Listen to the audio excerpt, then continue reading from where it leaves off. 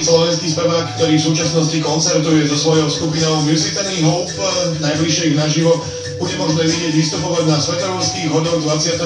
apríla nedaleko Bratislavy je našim ranným hosťom. Martin si však okrem vystupovania či školy nájde čas aj na to, aby si pokecal so svojimi fanúšikmi na svojom facebookovom profile. No a robí to celkom rád, závislý na internete, napriek tomu však nie je. To slovo baví, neviem, že či ma to až tak baví. Skôr Facebook je geniálna vec, ktorú možno kapely niekedy pred nami nemali ešte. Boli zase iné veci. Dnes v podstate je to, nechcem povedať, že cesta, ale v podstate je to obrovská výhoda, pretože sa dá byť v kontakte s ľuďmi, ktorí sa prevádzajú, teda nerad volám fanúšikovia, ale by to bude také fanúšikovské. Nemám to rád,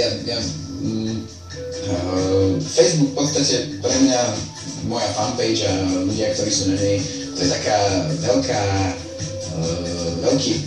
taká, nechcem povedať, že rodina, pretože rodina to není, ale je to také, áno, komunita, presne tak, a keď potrebujem skrátka niečo, čo sa týka vecí, o ktorých musí rozhodnúť širšia skupina ľudí, keď treba niečo, neviem, či už od pesničiek na album, tipy nejaké, toto sa vám páči, toto sa vám nepáči, to je geniálna vec a tí ľudia v podstate, sa dnes podľa mňa radi zoskupujú a preto to takto fakčí podľa mňa. Ale na druhej strane niekedy mám pocit, že by som to mal obmedziť, alebo teda, ale na druhej strane blbosť si nájsť nejakého človeka, ktorý to bude robiť za mňa, pretože to by som nedokázal. Ja by som akože najradšej, keď som tam ja, keď riešim svoje veci sám a predsa najlepšie a všetko viem, ako chcem.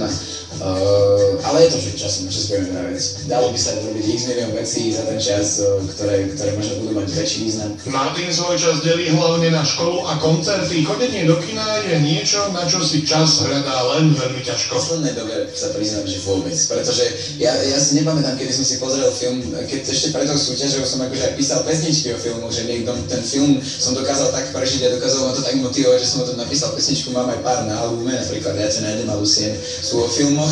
Akorát minulý týždeň som akože si povedal, že OK, tak idem skúsiť teda vypnúť, pustím si nejaký film. Tak som si pustil, bežal, myslím, že v telke nejaká taká vec, taká hymnická, Pearl Harbor to bol tuším niečo také ako jasné film v podstate historický, ale ani som ho nedokúkal dokonca, pretože u nás skúsa niekto zazvoní v posledných 5 minútach. Som to musel vypnúť už neviem akých dôvodov. To je v podstate jedno, ja mám filmy rád, všetky nehrá Tom Hanks, ako čest výnimka, Tom Hanks je v podstate asi jeden z mojich najhercov. Nicolas Cage je fajn, ale takéto veci, takedy som to sledoval, teraz už moc nie. Vysledujte rané vysielanie rádia Hej, Martina Haricha budeme v ňom hostiť aj zajtra. Baviť sa budeme o koncertovaní, o tom, ako Martin vidí svoj druhý album a pozor, počuť budete v slovenskej premiére duet Martina Haricha so speváčkou Celeste Buckingham. Pesničku Mám ťa málo už zajtra po 9. hodine a 10. minúte.